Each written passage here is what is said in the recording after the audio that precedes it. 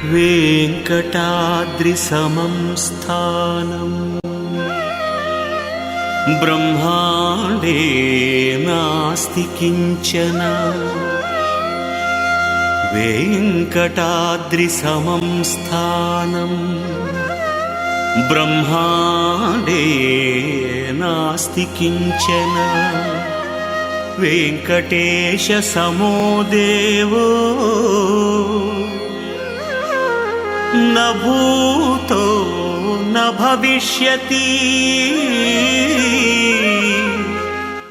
ఈ నెల 20వ తేదీన వెంకటేశ్వరుడి సేనాధిపతి విశ్వక్సేనుని ఊరేగింపుతో బ్రహ్మోత్సవాలకు అంకురార్పణ జరిగింది. తరువాతి రోజు ధ్వజారోహణంతో బ్రహ్మోత్సవ వేడుకలు మొదలవగా భక్త కోటి తిలకించి తరించారు.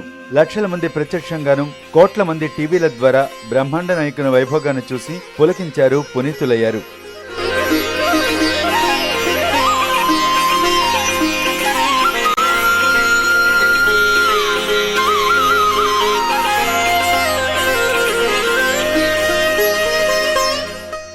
వెయ్యి పడగల నెడిన మలయప్ప స్వామి టీవీని చూసిన ప్రతి భక్తుడు ఉప్పొంగిపోయాడు.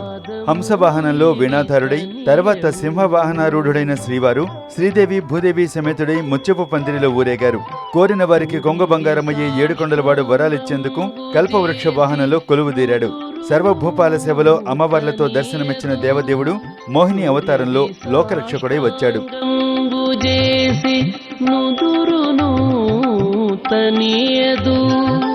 వెడగుదనమిది కలిగెనిది నా వేలితో,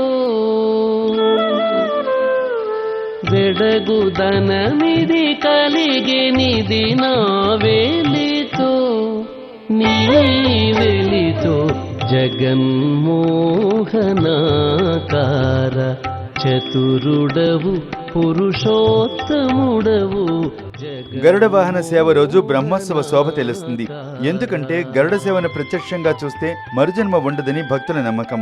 దీంతో లక్షల మంది ఏడుకొండల సన్నిధికి చేరుకుంటారు. కిక్కిరిసిన భక్తుల మధ్య గరుడ సేవ అత్యంత శోభాయమానంగా కన్నుల పండువగా సాగింది. గరుత్మంతుని తర్వాత శ్రీహరికి మరో సేవకుడైన హనుమంతుని వాహన సేవ వర్ణనాతీతం. శ్రీరామ భక్తుడైన హనుమంతుడు ఆపద మొక్కులవాడు. ఆ వెంకటేశుని తన హస్తాలతో మోస్తూ తిరుమాడ వీధుల్లో ఊరేగారు. దీన్ని చూసి మురిసిపోని భక్తుడుండడు. తర్వాత గజవాహనంపై వచ్చిన శ్రీవారు భక్తి సాగరంలో మైమరిపించారు. స్వభావంబులు ఇట్టివి అని తెలుపజాలబట, సముద్రంబులు నీ పానుపట, నీ గుణంబుల లోతు ఎరుగవట, మునులు భవదీయ స్వరూప సూచక వాదులట, నీ మాయ దాటనోపరట, చరాచర జగత్తు నీ సృష్టియట, నిన్ను చూపి చెప్ప నోపదట, నా శక్తి ఎంత నేనెంత, నేనీ శ్రీపాదంబులు గతియని ఉండగా నీవే దయదలంచెదవుగాక శ్రీవెంకటేశ్వర. గరుడ వాహనారూఢుడైన వెంకటాచలపతి. విశ్వానికి వెలుగునిచ్చి ఆ సూర్యుడినే వాహనంగా చేసుకున్నారు శ్రీవారు. సూర్యప్రభ వాహనంలో జనకోటికి వెలుగులు నింపాడు. రాత్రిపూట చల్లని వెన్నెల పంచే చంద్రప్రభ వాహనంపై ఊరేగారు శ్రీవారు. ఇక భక్తులు ప్రత్యక్షంగా సేవలో పాల్గొనే రథోత్సవంలో శ్రీదేవి భూదేవి సమేతంగా దర్శనమిచ్చాడు వెంకటేశ్వరుడు. అశ్వ వాహనంపై భక్తులందరికీ అభయమిచ్చాడు భూపాలుడు.